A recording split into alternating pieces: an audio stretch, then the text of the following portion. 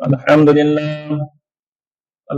لله نحمده ونستعينه ونستغفره ونؤمن به ونتوكل عليه ونعوذ بالله من شرور أنفسنا ومن سيئات أعمالنا ومن يهده الله فلا مضل له ومن يضلله فلا هادي له وأشهد أن لا إله إلا الله وحده لا شريك له وأشهد أن محمدا عبده ورسوله أرسله الله بالحق بشيرا ونذيرا أما بعد فإن خير الحديث كتاب الله وخير الهدي هدي محمد صلى الله عليه وسلم وشر الأمور محدثاتها وكل محدثة بدعة وكل بدعة ضلالة وكل ضلالة في النار.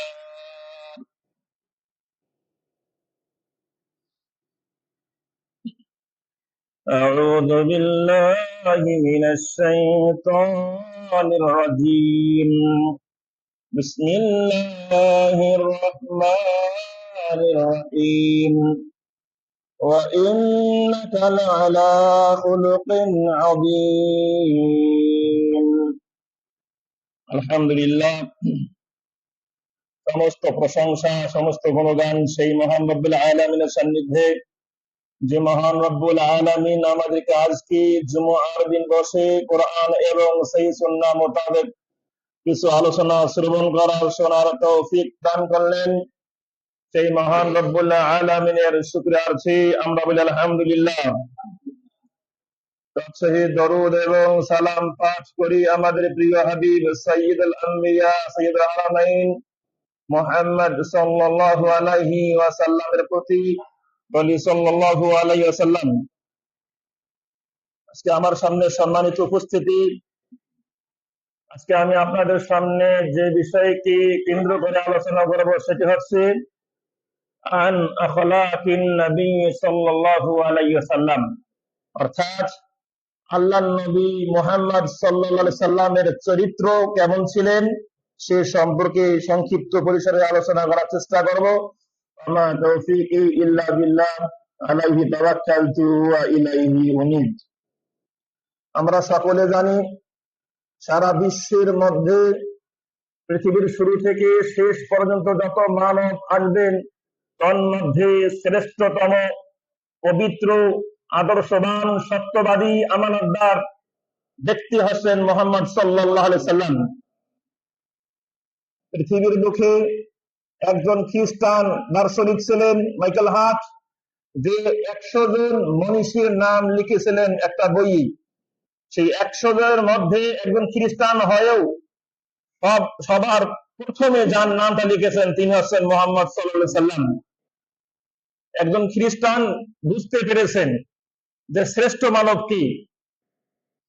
তারপরও দেখা যায় আমাদের সমাজে বিভিন্ন ক্ষেত্রে আল্লাহ রাসূলকে নিয়ে অনেক সময় বিরূপ মন্তব্য করা হয়, যার বর্তমান প্রেক্ষিত হচ্ছে এই 2-4 দিন আগে আমাদের ঠাকুরগাঁও রোডের অধিবাসী একজন গনি মার্কেটের বাড়ির পাশে একজন হিন্দু ব্যক্তি, হিন্দু ছেলে, সে রাসূলুল্লাহ সাল্লাল্লাহু আলাইহি সাল্লামের চরিত্র নিয়ে কথা বলেছেন। নাউযুবিল্লাহ যালিক।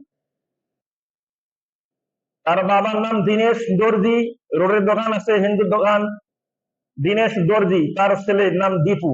সেই কুলাঙ্গার ছেলেটা আমাদের রাসূলের চরিত্র নিয়ে কথা বলেছেন, আয়েশা রাদিয়াল্লাহর চরিত্র নিয়ে কথা বলেছেন। কেন রাসূলুল্লাহ সাল্লাল্লাহু আলাইহি সাল্লাম 9 বছর 6 বছরের মেয়ে আয়েশাকে বিয়ে করলেন, এই নিয়ে অনেক কথা বলেছেন। নাউযুবিল্লাহ মিন যালিক। আমরা সকলেই জানি রাসূলুল্লাহ সাল্লাল্লাহু আলাইহি সাল্লামের চরিত্র কেমন, এমনকি খ্রিস্টানরা আরো অনেক বড় বড় বিজ্ঞ হিন্দুরাও রাসূলুল্লাহ সাল্লাল্লাহু আলাইহি সাল্লামের প্রশংসা করেছেন। তারপরে কিছু কিছু কুলাঙ্গার বিভিন্ন সময় আমাদের রাসূলকে নিয়ে অনেক কটূক্তি করেন, যেটা কোনো মুসলিমের হৃদয় সহ্য করতে পারে না। প্রত্যেকটা মুসলিমের হৃদয়ে রক্তক্ষরণ শুরু হয়ে গেছে যদি সে আসলে মুসলিম হয়ে থাকে।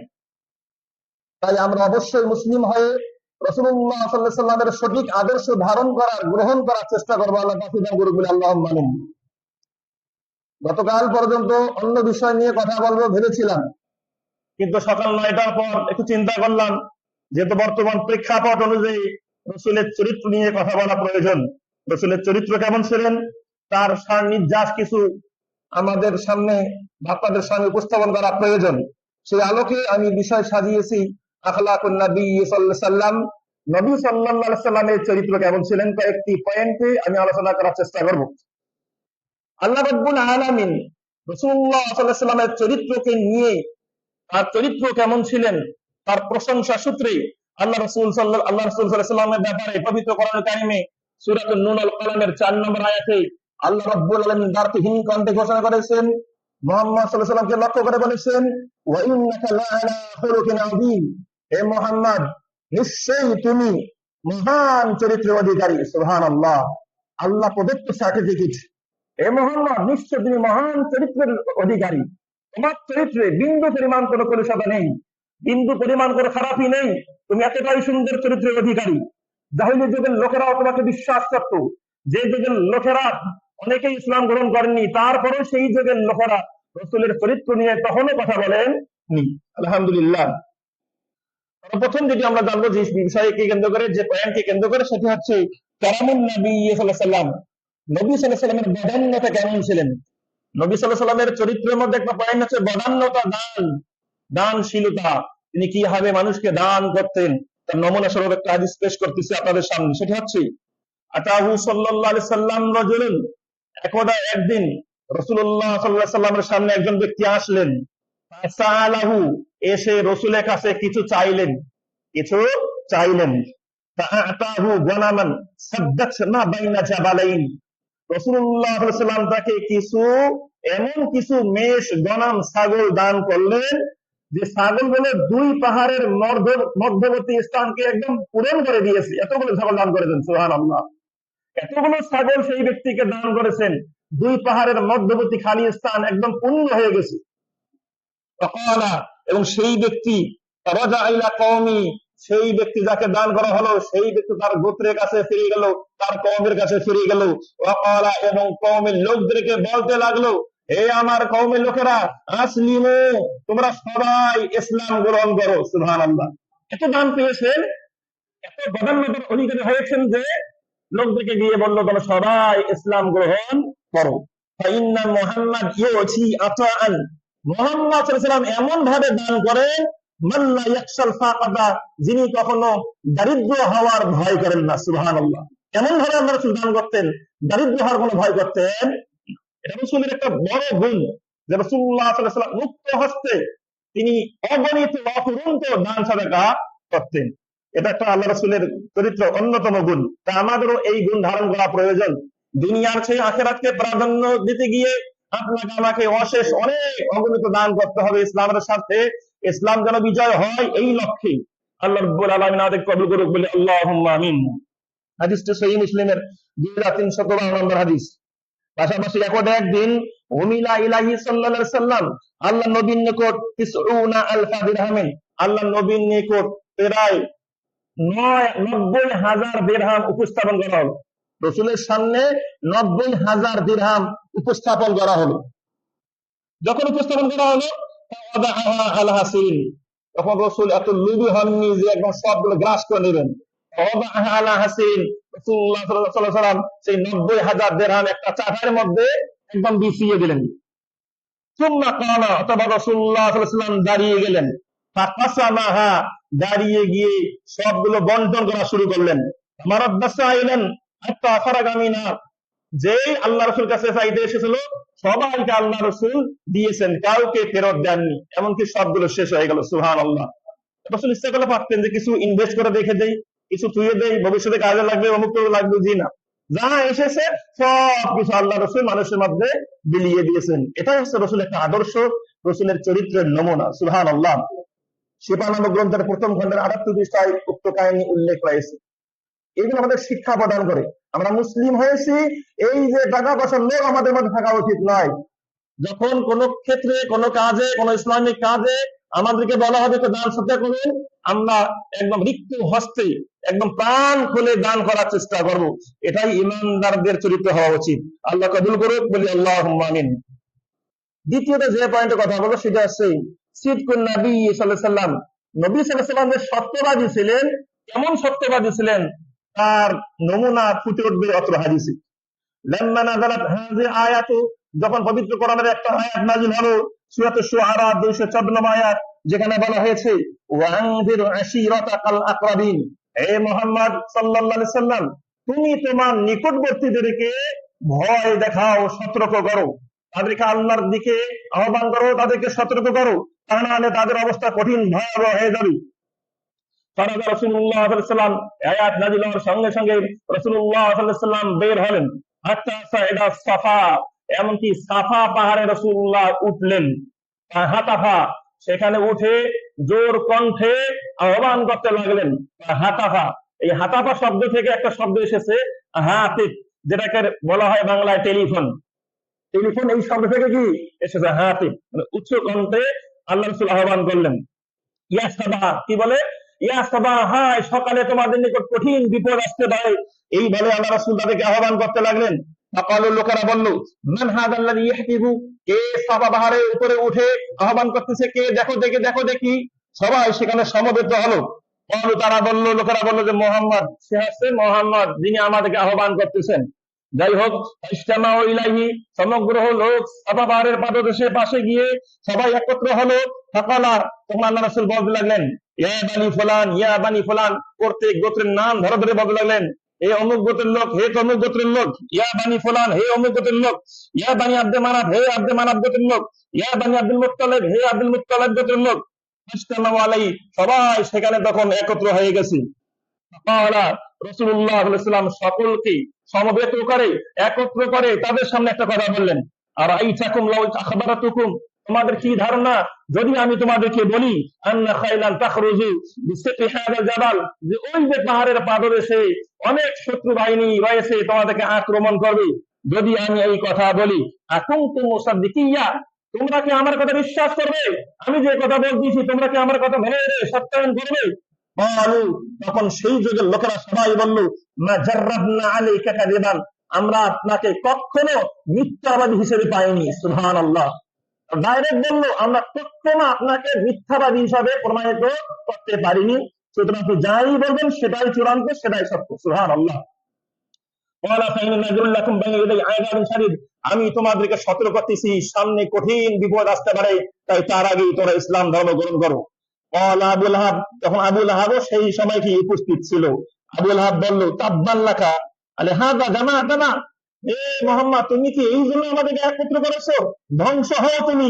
এই যে ধ্বংস হও তুমি যে আবু লাহাব বলল, এই প্রেক্ষিতে আল্লাহ রাব্বুল আলামিন সূরাতুল লাহাব নামক সূরা কি করেছেন? নাজিল করেছেন। তাব্বাত ইয়াদা আবি লাহাব ওয়া তাব। আপনার হাদিস প্রমাণ করে, যেটা আমার বিশেষ সঙ্গে সংশ্লিষ্ট, সেটা হচ্ছে রাসূলের চরিত্রের অন্যতম একটা দিক হচ্ছে রাসূল সত্যবাদী, মহা সত্যবাদী। তিনি জীবনে কখনো মিথ্যা কথা বলেন নি। আমাদের উচিত, আমাদেরকে এই সত্যবাদীদের গুণটি আমাদেরকে ধারণ করা উচিত। আল্লাহ রাব্বুল আলামিন আমাদেরকে সত্যবাদী হিসেবে কবুল করুক, বলি আল্লাহুম্মা আমিন। হাদিসটি সহিহ মুসলিমের 2008 নম্বর হাদিস। আরেকটা পয়েন্টে কথা বলবো, সেটা হচ্ছে সাবরুন নবী সাল্লাল্লাহু আলাইহি সাল্লাম। আল্লাহর নবীর কেমন ধৈর্য ছিলেন, কেমন ধৈর্যশীল ছিলেন, কেমন সবরশীল ছিলেন, এটা আপনাকে আমাকে বুঝতে হবে রাসূলের হাদিসের আলোকে। আন আব্দুল্লাহ রাদিয়াল্লাহু তাআলা আনহু, আব্দুল্লাহ বিন মাসউদ রাদিয়াল্লাহু থেকে বর্ণিত, তিনি বললেন, বাইনানা রাসূলুল্লাহ সাল্লাল্লাহু আলাইহি ওয়াসাল্লাম সাজিদুন, একদা আল্লাহ রাসূল আমাদের মাঝে এক সময় তিনি এক জায়গায় সিজদায় পড়ে গেছেন, সিজদা করতেছেন। ওয়া হাওলাহু নাসু মিন কুরাইশিন, তখন রাসূলের আশেপাশে অনেকগুলো কুরাইশি বংশের লোকেরা ওখানে ছিল। মিনাল মুশরিকিন, যারা মুশরিক ছিল, এই কুরাইশদের মুশরিকরা তার আশেপাশে ছিল। ইরজা উকবা ইবনে আবি মুআইত, উকবা বিন মুআইত নামক এক কুরাইশি মুশরিক ব্যক্তি রাসূলের কাছে আসলো। বিসাল ইজাজুরিন, উটের নারী ভুঁড়ি নিয়ে রাসূলের কাছে আসলেন। ফাকাদাহু আলা যাহরিন নবী, রাসূল সিজদায় পড়ে গেছেন, রাসূলুল্লাহ সাল্লাল্লাহু আলাইহি ওয়াসাল্লামের পিঠের উপর উটের নারী ভুঁড়ি একদম চাপাইয়ে দিয়েছেন। নাউযুবিল্লাহ মিন যালিক, রাসূলের উটের উপর নারী ভুঁড়ি চাপিয়ে দিয়েছেন। যখন চাপিয়ে দিয়েছেন, তখন তো রাসূলুল্লাহ সাল্লাল্লাহু আলাইহি ওয়াসাল্লাম আর তার মাথা উঠাতে পারেন না, ফালাম ইয়ারফা রাসাহু, তার মাথা উঠাতে পারতেছেন না, এতটাই ভারী যে মাথা উঠাতে পারেন না, হাত্তা জাহাত ফাতেমা রাদিয়াল্লাহু আনহা, এমনকি সেইখানে রাসূলুল্লাহ সাল্লাল্লাহু আলাইহি ওয়াসাল্লামের প্রিয় মেয়ে ফাতেমা রাদিয়াল্লাহু আনহা আগমন করলেন। তাখাদাত মিন জহরি, তার পিঠ থেকে সেই উটের নাড়ি ভুঁড়ি সরিয়ে দিলেন। ওয়া দাআত আলা মান সানা যালিক, যারা এই কুকর্ম করেছে, রাসূলকে কষ্ট দিচ্ছে, রাসূলুল্লাহ সাল্লাল্লাহু আলাইহি ওয়াসাল্লাম যাদের কষ্ট দিচ্ছে তাদের নামে তিনি বদদুয়া করলেন। দেখেন এতটা কষ্ট সহ্য করেছেন, তারপরে রাসূলুল্লাহ সাল্লাল্লাহু আলাইহি ওয়াসাল্লাম কষ্ট স্বীকার করার পর বললেন নাই যে তোমাদের উপর লানত হোক, অমুক হোক, তমুক হোক, তোমার ধ্বংস হোক, এ কথা রাসূলুল্লাহ সাল্লাল্লাহু আলাইহি ওয়াসাল্লাম বলেননি। অনেক ধৈর্যের পরিচয় আল্লাহ রাসূল সাল্লাল্লাহু আলাইহি ওয়াসাল্লাম দিয়েছেন। হাদিসটি সহিহ বুখারীর 3185 নম্বর হাদিস। পাশাপাশি আরেকটা হাদিস শুনুন এ ব্যাপারে। আনাস রাদিয়াল্লাহু আনহু قال রাসূলুল্লাহ সাল্লাল্লাহু আলাইহি ওয়াসাল্লাম, আল্লাহ রাসূল সাল্লাল্লাহু আলাইহি ওয়াসাল্লাম বলেছেন, লাকাদ উখফিতু ফিল্লাহি, আমি এমন বেশি আল্লাহকে ভয় করি, মাইখাফু আহাদুন, কেউ এইরকম আল্লাহকে ভয় করেন না।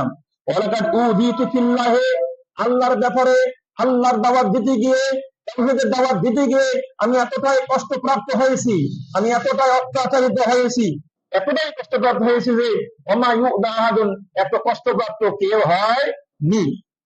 ওয়ালাকাদ আতাত আলাইয়া সালাসুনা মিন ইয়াউমিন আলায়াতিন, এমত অবস্থায় আমার উপর দিয়ে 30 দিন রাত অতিবাহিত হয়েছে, প্রায় 1 মাস অতিবাহিত হয়েছে। ওমা আলী ওয়ালি বেলালিন তোয়ামন ইয়াকুলহু যু কাবিদিন, আমার এবং আমার সাথে যে বেলাল ছিল, এই দুই দিনের খাবার মতো কোনো কিছু ছিল না, শুধুমাত্র অল্প একটু খাবারই কি ছিল, যা দিয়ে কোনো মতো একদম বেঁচে থাকার মতো হতো, এমন অবস্থা আমাদের চলে গেছে। এই দেখেন আল্লাহ রাসূল সাল্লাল্লাহু আলাইহি ওয়াসাল্লাম দ্বীনের দাওয়াত দিতে গিয়ে, তাওহীদের দাওয়াত দিতে গিয়ে কত কষ্ট সহ্য করেছেন, কত সবরের পরিচয় দিয়েছেন। আর আমাদের বর্তমান অবস্থা, ইসলামের পথে টিকতে গিয়ে, চলতে গিয়ে যদি একটু কষ্টপ্রাপ্ত হই, আমরা ইসলাম থেকে পিছপা হয়ে যাই। যে আমি নামাজ পড়ি, রোজা রাখি, তারপর আমি কষ্ট পাবো, তারপর আমি বিপদে থাকবো, এইরকম আমরা একদম হতবিহ্বল হয়ে, বিচলিত হয়ে, আমরা একদম নিরাশ হয়ে ইসলাম থেকে অনেক সময় সরে পড়ে যাই। অথচ রাসূলুল্লাহ সাল্লাল্লাহু আলাইহি ওয়াসাল্লাম রাহমাতাল লিল আলামিন, সারা বিশ্বের রহমত স্বরূপ, তিনি সারা বিশ্বের শ্রেষ্ঠ মানব হওয়া সত্ত্বেও কত কষ্ট স্বীকার করেছেন, কত সবর করেছেন, কত ধৈর্য ধারণ করেছেন। আর এই প্রিয় ব্যক্তির নামে যখন কোন কুলাঙ্গার ব্যক্তি তার চরিত্রে দাগ টানে, তার চরিত্র নিয়ে কোনো কথা বলে, তখন কোন মুসলিমের রক্ত ঠিক থাকার কথা নয়। যখন আমাদের রাজনৈতিক কোন নেতাদের বিরুদ্ধে কোনো কিছু কেউ কথা বলে, তখন লাঠি নিয়ে দাঁড়াই, অমুক নিয়ে দাঁড়াই, আন্দোলন করি, কত কি না করি। যিনি আমাদের প্রিয় নবী, যিনি সারা বিশ্বের শ্রেষ্ঠ মানব, যার বিপক্ষে এইরকম খারাপ ধারণা করা হচ্ছে, গালিগালাজ করা হচ্ছে, তাহলে তার ব্যাপারে আমাদের কেমন হওয়া দরকার, কেমন প্রতিবাদ হওয়া দরকার। আল্লাহ রাব্বুল আলামিন আমাদেরকে বোঝা তৌফিক দান করুক, বলি আল্লাহুম্মা আমিন। এই হচ্ছে রাসূলুল্লাহ সাল্লাল্লাহু আলাইহি ওয়াসাল্লামের সবরের নমুনা। শুধু কি তাই, দেখেন আল্লাহ রাসূল সাল্লাল্লাহু আলাইহি ওয়াসাল্লাম সবর তো করেছেন। রাসূলের ন্যায় পরায়ণতা যে একটা গুণ রয়েছে, এই গুণটা কেমন ছিলেন একটু শুনুন। রাসূল কত ন্যায়বাদী ছিলেন, ন্যায়পন্থী ছিলেন। রাসূলকে এত কষ্ট দেওয়া হয়েছে, এত বিপদ দেওয়া হয়েছে, তারপরে রাসূলুল্লাহ কারো প্রতি কোনো ন্যায়ের খেলাফ বা ইনসাফি কোনো কাজ করেননি। যার দুই একটি হাদিস উপস্থাপন করলে আমরা বুঝতে পারবো ইনশাআল্লাহ। আদলুন নবী সাল্লাল্লাহু আলাইহি ওয়াসাল্লাম, নবীর ন্যায়পরায়ণতা কেমন ছিল। আন্না সাফওয়ান ইবনে সুলাইম, সাফওয়ান বিন সুলাইম রাদিয়াল্লাহু আনহু আখবরাহু আন ইদ্দাতি মিন আবনাই আসহাবি রাসূলুল্লাহ, তিনি রাসূলের সাহাবীদের থেকে বর্ণনা করলেন, যেখানে বলা হয়েছে আল্লাহ রাসূল সাল্লাল্লাহু আলাইহি ওয়াসাল্লাম বলেছেন, আলা সাবধান, জেনে রাখো, মান জালামা মুআহাদান, যে ব্যক্তি কোন মুআহিদ ব্যক্তিকে, মুআহিদ বলতে মুসলিম রাষ্ট্রে অমুসলিমরা, ইহুদি, খ্রিস্টান, হিন্দু, অমুক তমুক যারা ট্যাক্স দিয়ে থাকে, তাদেরকে বলা হয় মুআহিদ। আল্লাহ রাসূল বলছেন, যারা এই মুআহিদ ব্যক্তিদেরকে জুলুম করবে, আইন টাকা চাউ, অথবা তার মাল ছিনিয়ে নেবে, তার ক্ষতি করার চেষ্টা করবে, তাকে কষ্ট দেওয়ার চেষ্টা করবে, অথবা এই মুআহিদ ব্যক্তিকে তার সাধ্যাতীত কোনো কাজ তার উপর চাপিয়ে দেবেন, অথবা এই মুআহিদ ব্যক্তিকে, অমুসলিম মুআহিদ ব্যক্তিকে তার কাছ থেকে কোনো কিছু ছিনিয়ে নেবেন, গ্রহণ করবেন, তার আত্মা সেখানে সায় দেয় না, এমন কিছু তাকে বাধ্য করে কোনো কিছু চাপিয়ে নেবেন, কোনো কিছু ছিনিয়ে নেবেন, যদি এমনটা কেউ করে, রাসূলুল্লাহ বলতেছেন, ফাআনা হাজিজু ইয়াউমাল কিয়ামা, কিয়ামতের দিন আমি তার বিপক্ষে বাদী হয়ে দাঁড়াবো। সুবহানাল্লাহ। মানে কেন আমাদের কোনো মুসলমান এই মুসলিম রাষ্ট্রে কোনো কাফের, কোনো মুশরিক ট্যাক্স দিয়ে থাকে, আমরা মুসলমান হয়ে যদি সেই ব্যক্তিকে কোনো কষ্ট দেই, কোন মান আত্মসাৎ করি, তাহলে আমাদের বিরুদ্ধে বাদী হবেন কে? রাসূলুল্লাহ সাল্লাল্লাহু আলাইহি ওয়াসাল্লাম। কতটাই ন্যায়পন্থী ছিলেন, এতটাই ন্যায়পন্থী ছিলেন। আর সেই ন্যায়পন্থী নবী সাল্লাল্লাহু আলাইহি ওয়াসাল্লামকে নিয়ে কিছু হিন্দু কুলাঙ্গার বা কিছু মুশরিকরা রাসূলকে নিয়ে কথা বলে, কটূক্তি করে। আল্লাহ রাব্বুল আলামিন আমাদের সকলকে সঠিক পথে থাকার তৌফিক দান করুক, বলি আল্লাহুম্মা আমিন। পাশাপাশি শুধু কি তাই, রাসূলুল্লাহ সাল্লাল্লাহু আলাইহি ওয়াসাল্লাম আরো বলেছেন, আন আব্দুল্লাহ বিন আমর রাদিয়াল্লাহু তাআলা আনহু আন নবী সাল্লাল্লাহু আলাইহি ওয়াসাল্লাম ক্বালা, আল্লাহ রাসূল বলেছেন, মান কাতালা মুআহাদান, এইরকম চুক্তিবদ্ধ ব্যক্তিকে যারা হত্যা করবে, লাম ইয়ারাহ রাইহাতাল জান্নাহ, সেই ব্যক্তি জান্নাতের সুগন্ধও পাবেন না। সুবহানাল্লাহ। আমরা মুসলমান, এই সমস্ত ব্যক্তিদের যদি হত্যা করে যা ট্যাক্স দিয়ে থাকেন, তাহলে আমরা কি জান্নাতের সুগন্ধও পাবো না। অথচ জান্নাতের সুগন্ধ জান্নাত থেকে 40 বছর দূরত্বে পর্যন্ত কি শোনা যায়, ঘ্রাণ পাওয়া যায়। এই আদর্শগুলো রাসূলুল্লাহ আমাদেরকে শিক্ষা দিয়েছেন।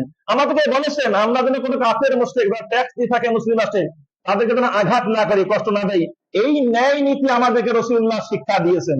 আর এত সুন্দর ন্যায় নীতিবান আল্লাহ রাসূল, তার বিরুদ্ধে তারা কথা বলো, তথা মানবতার ধর্ম প্রচার করেছেন, যাতে মানবতার কোনো প্রকার ব্যাঘাত না ঘটে, এই দাওয়াতি কার্যক্রম করেছেন। আর তার বিরুদ্ধে তারা কথা বলো, প্রশ্ন করো, তার চরিত্র নিয়ে কথা বলো। আল্লাহ রাব্বুল আলামিন তাদেরকে হেদায়েত দান করুক, বলি আল্লাহুম্মা আমিন। এই হচ্ছে রাসূলুল্লাহ সাল্লাল্লাহু আলাইহি সাল্লামের আদালত। এখন যেটি জানবো সেটি হচ্ছে আফবুন নবী সাল্লাল্লাহু আলাইহি সাল্লাম। রাসূলুল্লাহ সাল্লাল্লাহু আলাইহি সাল্লাম এতটাই সুন্দর মহামানব ছিলেন যে রাসূলুল্লাহ সাল্লাল্লাহু আলাইহি সাল্লাম মানুষদেরকে ক্ষমা করতেন। ক্ষমা করা একটা মহৎ গুণ। ক্ষমা করতে সবাই পারে না। যার মধ্যে মহৎ গুণ রয়েছে, বিনয়তা রয়েছে, তারাই মানুষদেরকে ক্ষমা করতে পারে। তাই রাসূলুল্লাহ সাল্লাল্লাহু আলাইহি সাল্লাম মানুষদেরকে ক্ষমা করতেন। যার একটা হাদিস শুনুন। عن انس بن مالك رضي الله عنه قال كنت امشي مع النبي صلى الله عليه وسلم। আনাস বিন মালিক রাদিয়াল্লাহু তাআলা আনহু তিনি বললেন, আমি একদা নবী সাল্লাল্লাহু আলাইহি ওয়াসাল্লামের সঙ্গে চলতেছিলাম, রাস্তায় হাঁটতেছিলাম। ঠিক সেই মুহূর্তে ওয়ালাহি বুরদুন নাজরানিয়ুন গলিদুল হাসিয়াতে, রাসূলুল্লাহ সাল্লাল্লাহু আলাইহি ওয়াসাল্লাম গায়ে একটা চাদর পরতেন। নাজরানি এলাকার একটা মোটা চাদর পরতেন, যার পাইল গুলো মোটা ছিল। এইরকম চাদর একটা আল্লাহ রাসূল পরিধান করতেন। এমন অবস্থা রাসূল চলতেছিলেন। আদরাকাহু আরাবিয়ুন, রাসূলের সঙ্গে হঠাৎ করে একজন আরবি ব্যক্তি, বেদুইন ব্যক্তি রাসূলের সামনে সাক্ষাৎ করে ফাজাজালাহু জাযবাতান শাদীদাতান, রাসূলের সেই চাদর ধরে কঠিন ভাবে টান দিল। রাসূলের চাদর ধরে কঠিন ভাবে একটা টান দিল। হাত্তা নাদারাত, এমন কি আনাস রাদিয়াল্লাহু বলতেছেন, আমি লক্ষ্য করলাম ইলা সাফহাতি আতিকান নবী সাল্লাল্লাহু আলাইহি ওয়াসাল্লাম, নবী সাল্লাল্লাহু আলাইহি ওয়াসাল্লামের ঘাড়ের মধ্যে দেখলাম এই টানের কারণে দাগ পড়ে গেছে। এত জোরে টান দিয়েছেন। কত জোরে টান দিলে ঘাড়ের মধ্যে, কাঁধের মধ্যে দাগ করতে পারে, একটু খেয়াল করেন। এইভাবে সেই ব্যক্তি গেছেন, একটা টান দিয়েছেন। টান দেওয়ার পর সুম্মা ক্বালা, অর্থাৎ সেই ব্যক্তি টান দিয়ে রাসূলকে বলতেছে যে মৌলি মিন মালিল্লাহিল্লাযী ইনদাকা, এ নবী তোমার কাছে যে আল্লাহর মাল আছে, সেই মাল থেকে আমাকে কিছু দিয়ে দাও, আমাকে কিছু দেওয়ার জন্য তোমার লোকদেরকে আদেশ করো। ফালতাফাতা ইলাইহি, রাসূলুল্লাহ সাল্লাল্লাহু আলাইহি ওয়াসাল্লাম তার দিকে তাকাইলেন। অথচ রাসূলকে সে কি করছে, টান দিয়ে একদম ঘাড়ের মধ্যে দাগ দিয়ে ফেলছে। আল্লাহ রাসূল তার দিকে তাকাইলেন। তাকার পর হাসলেন। কি করলেন, তার দিকে তাকাইলেন, তাকে আঘাত করলো, আবার তাকানোর পর রাসূলুল্লাহ হাসলেন। তো আমারা লাহু বিআতাইন, অতঃপর সেই ব্যক্তিকে কিছু দেওয়ার জন্য আদেশ করলেন। সুবহানাল্লাহ। এতটাই কষ্টপ্রাপ্ত হওয়ার পরে রাসূল হাসলেন, একদম হাসি মুখে রাসূলুল্লাহ এই কষ্টটা স্বীকার করলেন এবং তাকে ক্ষমা করলেন। কতটাই ভালো ব্যক্তি হলে এমনটা করতে হবে। আর আজকে যদি আমাকে কেউ টাচ করে, আমি তাকে 2টা টাচ করার চেষ্টা করি, একটা ঘুষাবে 2টা মারার চেষ্টা করি। এটা আমাদের আচরণ। কিন্তু রাসূলুল্লাহ কি বলেছেন, আমাকে কষ্ট দিয়েছো, আমি মাজলুম, কি করলাম, মাফ করে দিলাম। সুবহানাল্লাহ। কতটাই ভালো হলে, কতটাই বিনয়ী হলে, কতটাই নম্র হলে, কতটাই পোলাইটনেস হলে এইরকম মন মানসিকতা হতে পারে। আর এই রাসূলকে নিয়ে কটূক্তি করো, তাও আবার আমাদের রোডের অধিবাসী, তাও আবার আমাদের আশেপাশে বেড়ে ওঠা ব্যক্তি, হিন্দু ব্যক্তি রাসূলকে নিয়ে কটূক্তি করবে। ওয়ালিয়াযু বিল্লাহ, নাউযু বিল্লাহ মিন যালিক। এই হচ্ছে রাসূলুল্লাহ সাল্লাল্লাহু আলাইহি ওয়াসাল্লাম ধৈর্যের নমুনা, মানুষকে ক্ষমা করার কি নমুনা। আল্লাহ রাব্বুল আলামিন তাই তো রাসূলুল্লাহ সাল্লাল্লাহু আলাইহি ওয়াসাল্লামকে কেন্দ্র করেই একটা আয়াত নাযিল করেছেন, লাকাদ জাআকুম রাসূলুম মিন আনফুসিকুম আজিজুন আলাইহি মা আনিতুম হারিসুন আলাইকুম বিল মুমিনিনা রাউফুর রহিম। আল্লাহ বলেছেন যে তোমাদের মধ্য থেকেই তোমাদের কাছে একজন রাসূল এসেছেন, যিনি রক্ত মাংসে গড়া, তোমাদের মধ্য থেকে একজন রাসূল এসেছেন, আজিজুন আলাইহি মা আনিতুম, তোমরা যদি কষ্টপ্রাপ্ত হও, এতে রাসূলও কষ্টবান। সুবহানাল্লাহ। আমরা কষ্টে থাকি, আমরা বিপদে আছি, এই বিপদে আল্লাহ রাসূল আমাদের জন্য কি হন, কষ্টপ্রাপ্ত হন। সুবহানাল্লাহ। হারিসুন আলাইকুম বিল মুমিনিনা, আমাদের প্রতি তিনি অনেকটাই আগ্রহী, বিল মুমিনির রাউফুর রহিম, এবং মুমিনদের প্রতি তিনি অত্যন্ত রহিম, অত্যন্ত করুণাময়। সুবহানাল্লাহ। দেখেন, এই রউফ, এই রহিম, এই দুটোর মধ্যে আল্লাহর গুণবাচক নাম, আল্লাহর গুণবাচক নাম তার রসুলের জন্য ব্যবহার করেছেন। সুবহানাল্লাহ।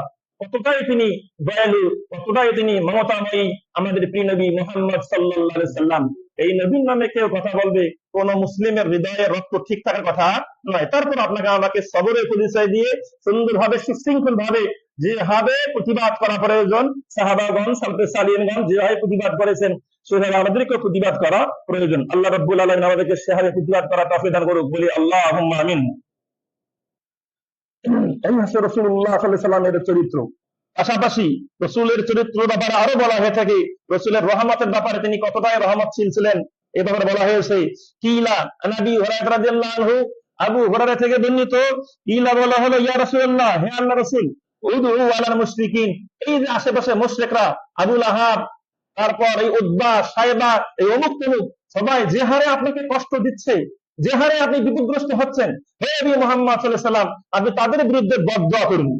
ক্বালা, তখন রাসূলুল্লাহ কথা বললেন যে ইন্নী লাম উবআস লাআনান, আমাকে তো পাঠানো হয়নি যে আমি লানত করব কাউকে, এজন্য আমাকে পাঠানো হয়নি। ওয়া ইন্নামা বুইসতু রাহমাতান, আমাকে পাঠানো হয়েছে রহমশীল হিসাবে। সুবহানাল্লাহ। ওয়া আরসালনাকা ইল্লা রাহমাতাল লিল আলামিন, তাই তো আল্লাহ বলেছেন, হে নবী, তোমাকে আমরা পাঠিয়েছি সারা বিশ্বের জন্য রহমত স্বরূপ। সুবহানাল্লাহ। অনেক ইহুদি, অনেক খ্রিস্টান, অনেক মুশরিক, অনেক হিন্দু যখন রাসূলের বায়োগ্রাফি সম্পর্কে, জীবনী সম্পর্কে গবেষণা করেছেন, পড়েছেন, দেখেছেন, বুঝেছেন, এই বুঝার পর অনেকেই ইসলাম ধর্ম গ্রহণ করেছেন। সুবহানাল্লাহ। এইটা একটা কথা বলা হয় থাকে যে ইনতাশার আল ইসলাম বিখুলুকিন নবী সাল্লাল্লাহু আলাইহি সাল্লাম, ইসলাম সর্বত্র ছড়িয়ে পড়েছে রাসূলের চরিত্রের গুণে। লা বিসাইফে, তরবারির কারণে নয়, মারামারির কারণে কি নয়, রাসূলের চরিত্রের প্রতি অনেকেই মুগ্ধ হয়ে ইসলাম গ্রহণ করেছেন। ওই যে সুমামার কাহিনী, সুমামাকে রাসূলুল্লাহ সাল্লাল্লাহু আলাইহি সাল্লাম বন্দী করে রেখেছেন মসজিদের পিলারের মধ্যে। সুমামাকে বলা আছে যে আসলিম তাসলাম, হে সুমামা, ইসলাম গ্রহণ করো, ইসলাম গ্রহণ করলে শান্তি থাকতে পারবা, তুমি ইসলাম গ্রহণ করো, তুমি ইসলামের মধ্যে আসো। সেই সুমামা বন্দী আছে পিলারের মধ্যে, সেই সুমামা রাসূলকে বলতেছে, ইনতাকতুল আক্তুল, মুহাম্মদ, তুমি আমাকে হত্যা করলে আমি তোমাকে হত্যা করব। আল্লাহ রাসূলকে হত্যা করলে ও কিভাবে হত্যা করবে রাসূলকে? মোহাম্মদ বলছেন, ইন তাকতুল আক্তুল, তুমি আমাকে হত্যা করলে আমি তোমাকে হত্যা করবো, তুমি আমাকে বন্দী করলে আমি তোমাকে বন্দী করবো। রাসূলুল্লাহ সাল্লাল্লাহু আলাইহি ওয়াসাল্লাম বলতেছেন, ইন তালিকহু, এই সাহাবাকে ছেড়ে দাও তো, একে রাখলাম না, একে ছেড়ে দাও, ছেড়ে দাও। ওই সুমামা চলে যাচ্ছেন, ছেড়ে দেওয়ার পর চলে যাচ্ছেন, আর ভাবতেছেন যে অনেক বোকা দেখেছি, এত বোকা তো দেখি নাই, অনেক ভালো লোককে দেখেছি, এত ভালো লোক দেখি নাই, যার কাছে বন্দী তাকে মারতে চাচ্ছি, তিনি আবার আমাকে ছেড়ে দিচ্ছেন। এই যে রসুলের আদর্শের প্রতি ভালোবাসা অর্জন করে সেই ব্যক্তি ফিরে এসে কালেমা শাহাদাত পাঠ করলেন। সুবহানাল্লাহ। রসুলের চরিত্রে মুগ্ধ হয়ে সে ইসলাম গ্রহণ করল। সুবহানাল্লাহ। এইরকম চরিত্রের পরিচয় আমাদেরকে দিতে হবে। আল্লাহ রাব্বুল আলামিন আমাদেরকে বোঝার তৌফিক দান করুক, বলি আল্লাহুম্মা আমিন। রাসূলুল্লাহ সাল্লাল্লাহু আলাইহি ওয়াসাল্লাম আমাদের প্রতি কতটাই রহমতশীল ছিলেন, কতটাই আমাদের প্রতি ভালোবাসতেন, কতটা আমাদের প্রতি করুণাময়ী ছিলেন। তারপর যাও জমতে একটা কি প্রমাণ, একটা হাদিস শুনুন। আব্দুল্লাহ বিন আমর ইবনে আস রাদিয়াল্লাহু থেকে বর্ণিত, আন্না নবিয়্যা সাল্লাল্লাহু আলাইহি ওয়াসাল্লাম তারা কাউলুল্লাহি আযজা ওয়া জাল্লা ফি ইব্রাহিম, আল্লাহ নবী একদিন ইব্রাহিম আলাইহিস সালাম সম্পর্কে একটা কথা, কোরআন আয়াত তিনি পাঠ করলেন। আয়াতটা কি? রব্বি ইন্নাহুন্না আযাল্লানা কাসীরাম মিনান নাস, হে আমার রব, আমার উম্মতেরা অনেকেই কি করেছে, অনেক মানুষকে পথভ্রষ্ট করেছেন। ইন্নাহুন্না আযাল্লানা কাসীরাম মিনান নাস, তারা অনেককেই পথভ্রষ্ট করেছেন। সুতরাং ফামান তাবিআনি, যারা আমি ইব্রাহিমের অনুসরণ করবে, ইন্না মিন্নি, সে আমারই অন্তর্ভুক্ত, সে মুসলিমের অন্তর্ভুক্ত। সুবহানাল্লাহ। এই আয়াতটা আল্লাহ রাসূল পাঠ করলেন। ওয়াকালা ঈসা আলাইহিস সালাম, এবং আরেকটা আয়াত পাঠ করলেন যেটা ঈসা আলাইহিস সালাম দোয়া করেছিলেন। সেটা কি? সেটা হচ্ছে ইন তুআযিবহুম ফাইন্নাহুম ইবাদুক, হে আল্লাহ, তুমি যদি তাদেরকে, আমার উম্মতকে শাস্তি দাও, ফাইন্নাহুম ইবাদুক, তারা তো তোমারই বান্দা, তারা তোমারই কি বান্দা। ইন তাগফির লাহুম, হে আল্লাহ, তুমি যদি তাদেরকে ক্ষমা করে দাও, ফাইন্নাকা আনতাল আজিজুল হাকীম, নিশ্চয়ই আপনি পরাক্রমশালী, নিশ্চয়ই আপনি পরাক্রমশালী, বিজ্ঞানময়, আপনি ক্ষমা করলে এটা তো ভালো একটা গুণ। এইভাবে ঈসা আলাইহিস সালাম দোয়া করেছেন। এমনকি অন্য একটা হাদিসের মধ্যে রয়েছে এই আয়াতটি গুরুত্বপূর্ণ একটা আয়াত। কি আয়াত? যদি তুমি তাদেরকে শাস্তি দাও, ওরা তো তোমার বান্দা, শাস্তি দিলে আপনি দিতে পারেন, আপনার রাইটস রয়েছে। যদি আপনি তাদেরকে ক্ষমা করেন, আপনি তো মহাপরাক্রমশালী, বিজ্ঞানময়, ক্ষমা করতেও কি পারেন। এই আয়াতটা দিয়ে আল্লাহ রাসূল দেখা গিয়েছেন এক রাত, পুরো রাত্রি একটা আয়াত দিয়ে ইবাদত করে কাটিয়ে দিয়েছেন। সুবহানাল্লাহ। একটা আয়াত দিয়ে তিনি পুরো রাত্রি নামাজ পড়ে কাটিয়ে দিয়েছেন, কিয়ামুল লাইল তাহাজ্জুদ পড়ে কাটিয়ে দিয়েছেন। কতটাই করুণাময়ী আছেন মুহাম্মদ সাল্লাল্লাহু আলাইহি সাল্লাম। মানে তিনি বোঝাতে চাচ্ছেন আমাদেরকে যেন আল্লাহ ক্ষমা করে দেন, আমাদের প্রতি রহমশীল হন, এটাই আমাদেরকে বোঝাতে চাচ্ছিলেন। যাই হোক, সেই আল্লাহ রাসূল সাল্লাল্লাহু আলাইহি ওয়াসাল্লাম একদিন তারাফা ইয়াদাহি, তিনি তার দুই হাত উত্তোলন করে দোয়া করতেছেন, ওয়াকালা বলতেছেন আল্লাহুম্মা উম্মতি উম্মতি, আল্লাহুম্মা উম্মতি উম্মতি, হে আল্লাহ আমার উম্মতের প্রতি রহম করুন, হে আল্লাহ আপনি আমার উম্মতের প্রতি রহম করুন, আমার উম্মতের অনেক গুনাহগার, অনেক পাপিষ্ঠ ব্যক্তি, তাদেরকে রহম করুন, তাদেরকে রহম করুন, তাদেরকে মুক্তি দান করুন। এইভাবে দোয়া করতেছেন। ওয়া বাকা, এবং কাঁদতে আছেন।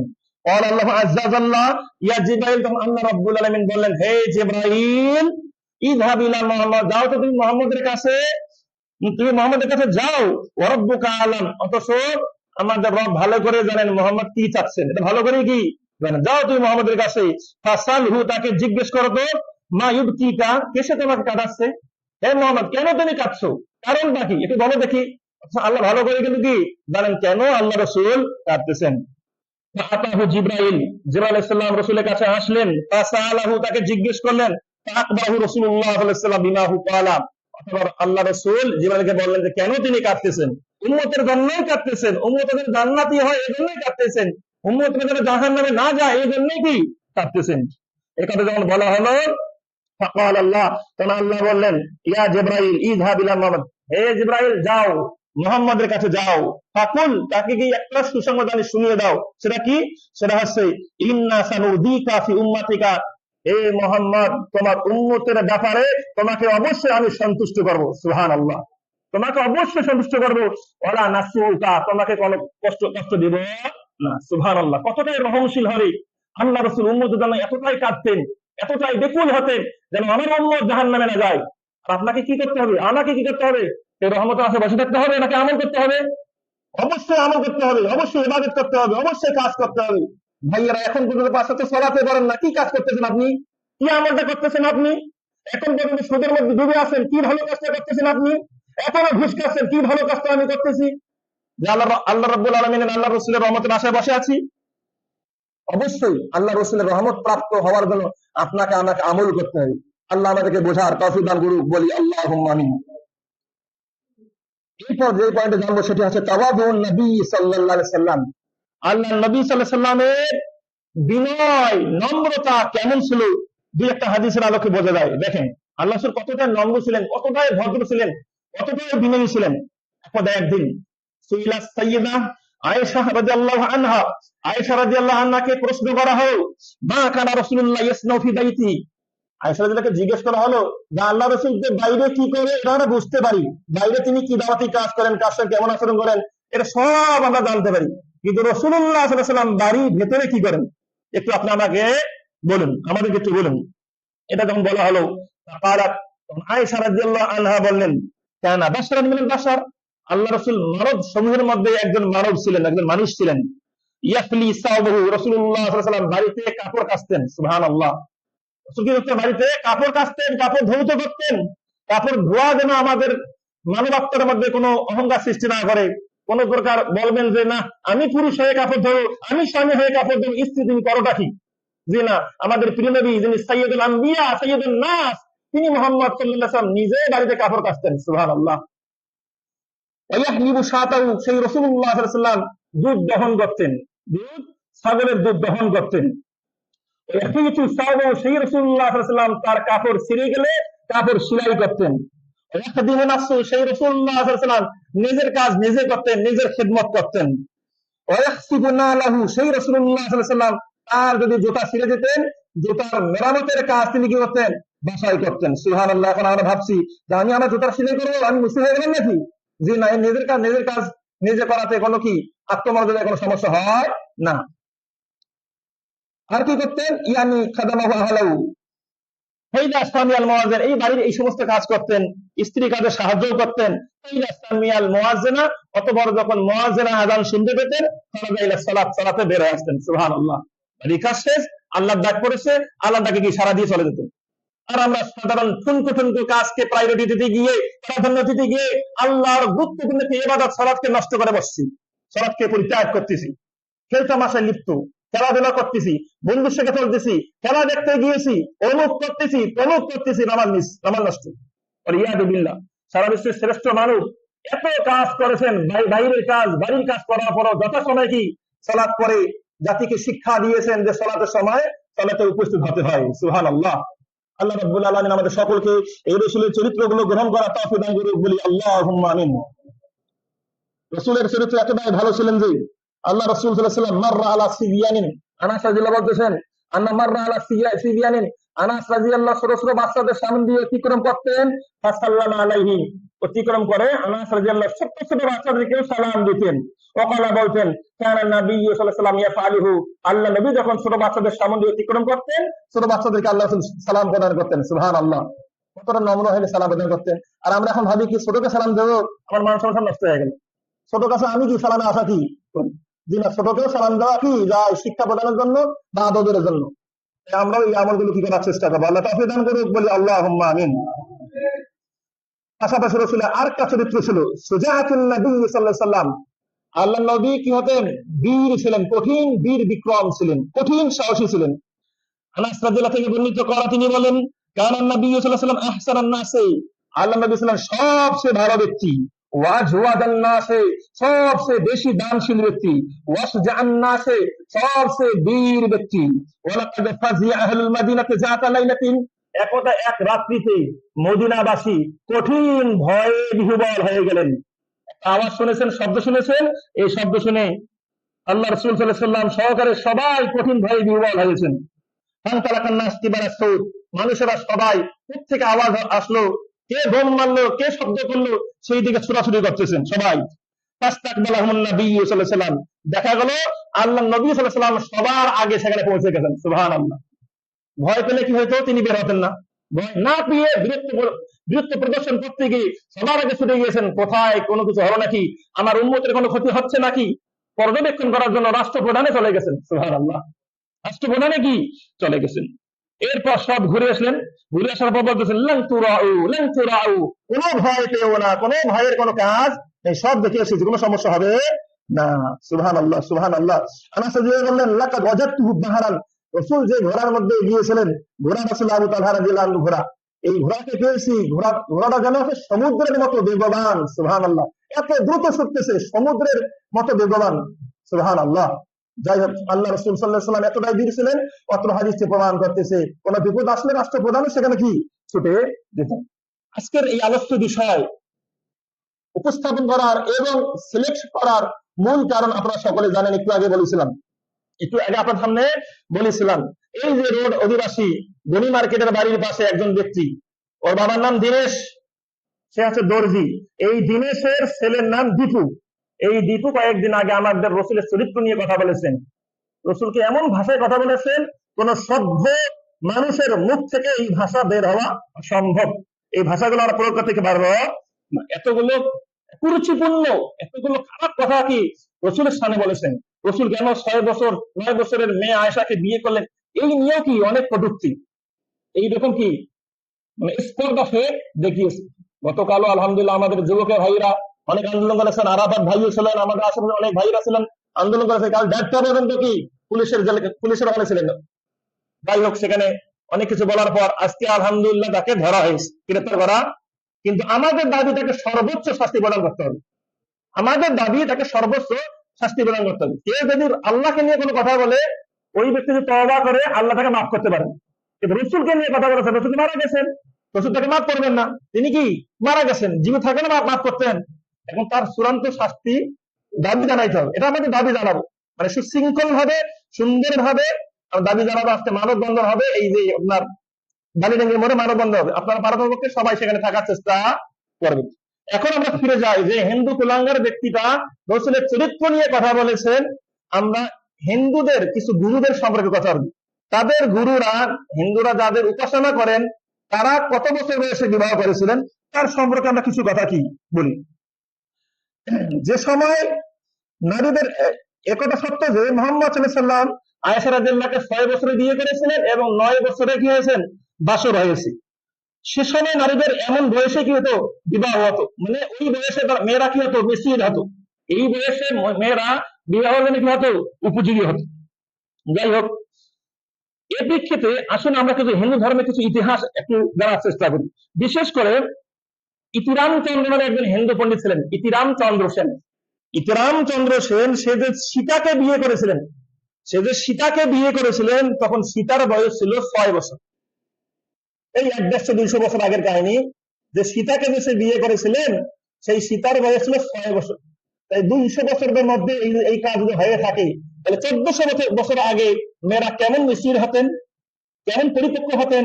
আর সেই সময়ে কম বয়সে বিয়ে করাকে কেউ কোনো কটূক্তি মনে করত না, কারণ ওটা স্বভাব ছিল, ওটা রীতি কি ছিল। তাহলে ওদের হিন্দু কি করেছেন, 6 বছর সীতাকে বিয়ে করেছিলেন। সূত্র কোথায়, স্কন্দ পুরাণ, বাল্মীকার রামায়ণ, অন্যান্য বিভিন্ন খণ্ডে কি এই সূত্রগুলো পাওয়া যায়। তারপর দেখুন, শ্রীকৃষ্ণ যখন রুক্মিণীকে বিয়ে করেছিলেন তখন তার বয়স ছিল 8 বছর। তাহলে শ্রীকৃষ্ণ তারা কি করেছে, 8 বছর বয়সে বিয়ে করেছিল। এরপরে দেখেন এমন বয়সে বিয়ে করেছিল, একটু কথা শুনেন, একটু খারাপ লাগলো একটু শুনেন। শ্রীকৃষ্ণ যখন রুক্মিণীর সাথে বিয়ে করলেন, বাসর করলেন, সে সময় কিন্তু রুক্মিণী তখন পরিপূর্ণভাবে বেড়ে ওঠেননি। এমনকি তার সঙ্গে যৌনতা সম্পর্ক তার সঙ্গে করার পর সেই শ্রীকৃষ্ণের স্ত্রী কিন্তু তখন অজ্ঞান হয়ে পড়েন, মানে এমন অবস্থায় হয়ে যায়। তাহলে এই কথা তো তারা হিন্দুরা বলে না, এই কথা কখনো হিন্দুরা কি বলে না। তৃতীয়ত দেখেন, শিব যখন পার্বতীকে বিয়ে করেন তখনই কিন্তু পার্বতীর বয়স ছিল কি 8 বছর। ওরা করলে কোনো দোষ নাই, আমাদের রাসূল সাল্লাল্লাহু আলাইহি ওয়াসাল্লাম যখন করেছেন তখন কেউ এটাকে খারাপ মনে করতো না। কিন্তু বর্তমান কুলাঙ্গার কিছু নাস্তিক, আসাদ নূরের মতো কিছু নাস্তিক সহকারে আর অনেকে এই সমস্ত বিয়ে নিয়ে কটূক্তি করে। রাসূলুল্লাহ সাল্লাল্লাহু আলাইহি ওয়াসাল্লামের যুগের কাফের মুশরিকরা রাসূলুল্লাহকে বলেছিলেন কবি, রাসূলকে বলেছিলেন পাগল। কখনো কেউ বলেননি তোমার চরিত্রে কলঙ্ক আছে, তুমি 7 বছর 9 বছর মেয়েকে বিয়ে করেছো, কেউ কখনো কথা বলেননি। কিন্তু বর্তমান যুগের কুলাঙ্গাররা এই কথাগুলো বলতেছে, যা আদৌ কোনো মুসলিম মেনে নিতে পারে না। একথা শুনলে মুসলমানদের রক্ত টকবক শুরু হয়ে যায়। আল্লাহ আমাদেরকে বোঝা তৌফিক দান করুক, আল্লাহুম্মা আমিন। এই তো কয়েক বছর আগের কাহিনী। রবীন্দ্রনাথ ঠাকুর 10 বছর বয়সের মৃণালিনীকে দেবীকে বিয়ে করেছিলেন, 10 বছর মেয়েকে তিনি বিয়ে করেছিলেন। দক্ষিণচন্দ্র চট্টোপাধ্যায়ের 5 বছরের এক মেয়েকে বিবাহ করেন। এই দেখেন, এই যে এইরকম বিবাহের ইতিহাস যে পাওয়া যায়, এতে তাদের কোনো সমস্যা হয় না। চলুন এখন দেখে আসি 100 থেকে 200 বছর আগে মানুষের বিবাহের গল্প শুনে আসি। মাত্র 130 বছর আগে 1810 সাল থেকে শুরু করে সেই সময়ের কাহিনী। বিভিন্ন সময় দেখেন ডেনমার্কের কাহিনী। ডেনমার্কে 12 বছর মেয়েদের বিবাহের অনুমতি দেওয়া হয়, যে 12 বছর হলে সেই বিয়ের জন্য কি উপযোগী, একদম স্ট্রিক্ট। রাশিয়ায় 10 বছর মেয়েদের বিবাহের জন্য কি দেওয়া হয়েছে, অনুমতি দেওয়া হয়েছে। ফ্রান্সে 10 বছর বয়সে মেয়েদেরকে অনুমতি দেওয়া হয়েছে। কানাডায় 12 বছর মেয়েদের বিবাহ করার অনুমতি দেওয়া হয়েছে। ক্যালিফোর্নিয়ায় 10 বছর মেয়েদের বিবাহ করার অনুমতি দেওয়া হয়েছে। তার মানে কি, এই 100-150 বছর আগের কাহিনী এইরকম। তাহলে 1400 বছর আগে যখন 6 বছর বয়সে বিবাহ আক্ত হয়েছে, 9 বছরে বিবাহ করেছেন, এটা তো প্রশ্ন করার কোনো কাজে নয়। কারণ সকলে তখন এই বয়সে কি করতেন ভাই, বিয়ে করতেন। ওয়ালিয়াযু বিল্লাহ, নাউযু বিল্লাহ মিন যালিক।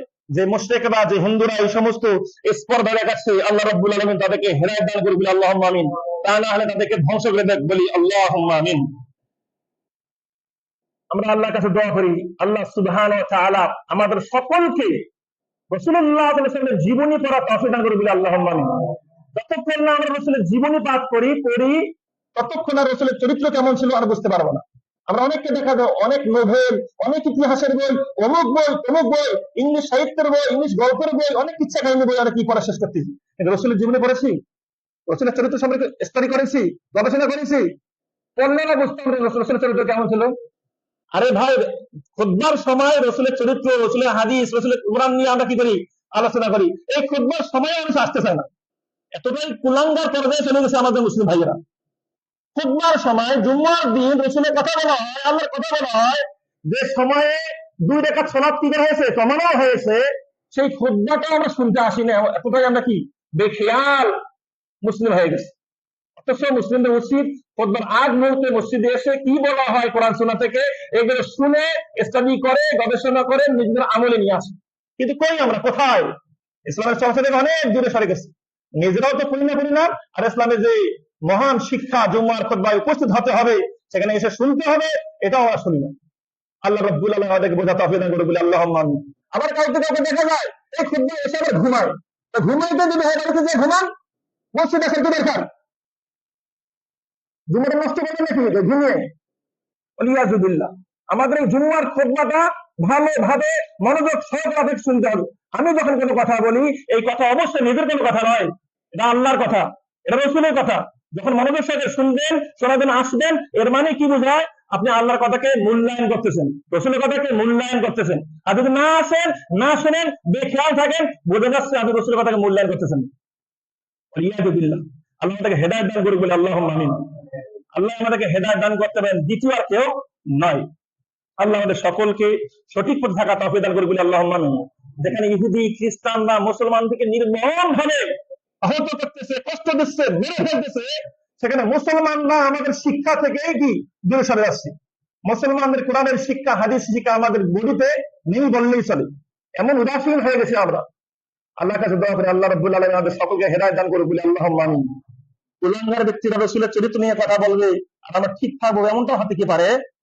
আল্লাহ রাব্বুল আলামিন আমাদের সকলকে কোরআন সুন্নাহ মাফিক জীবন ধারণ করা তৌফিক দান করুন, বলে আল্লাহুম্মা আমিন। আল্লাহ রাব্বুল আলামিন আমাদের সকলকে রাসূলের চরিত্র গ্রহণ করা তৌফিক দান করুন, বলে আল্লাহুম্মা আমিন। আল্লাহ রাব্বুল আলামিন বলেছেন, লাকাদ কানা লাকুম ফি রাসূলিল্লাহি উসওয়াতুন হাসানাহ। সবাই জানে আয়াতটা। রাসূলের জীবনের মধ্যে তোমাদের জন্য রয়েছে উত্তম আদর্শ। রাসূলের জীবনের মধ্যে, রাসূলের চরিত্রের মধ্যে। রাসূলের চরিত্র কি এমন ছিল যে তিনি দাড়ি কাটতেন? কাটতেন না। রাসূলের চরিত্র কেমন ছিলেন? তিনি ঘুষ খাইতেন? খাইতেন না। রাসূলুল্লাহ সাল্লাল্লাহু আলাইহি ওয়াসাল্লামের চরিত্র কেমন ছিলেন? যে সুদ খাইতেন? খাইতেন না। রাসূল কি কখনো নামাজ ছেড়ে দিয়েছেন? দেননি। রাসূলুল্লাহ সাল্লাল্লাহু আলাইহি ওয়াসাল্লাম কখনো কি বিড়ি, সিগারেট, তামাক, গাঁজা, গুল, আলাপাতা, চুয়ানি এগুলো খেয়েছেন? খাননি। তাহলে আমরা কেন খাচ্ছি? আমরা কি পারি না রাসূলের চরিত্র ধারণ করতে? রাসূলের আদর্শ গ্রহণ করতে পারি না? অবশ্যই পারি। তাই ভাইয়েরা আসুন, দয়া করে আল্লাহ এবং রাসূলের কথাকে মূল্যায়ন করার চেষ্টা করুন। আমরা আল্লাহর পথে থাকার চেষ্টা করি। আল্লাহ আমাদের কবুল করুক, বলি আল্লাহুম্মা আমিন। আল্লাহ রাব্বুল আলামিন আমাদের সকলকে কোরআন সুন্নাহর পথে বিশাল থাকা তৌফিক দান করুক, বলি আল্লাহুম্মা আমিন।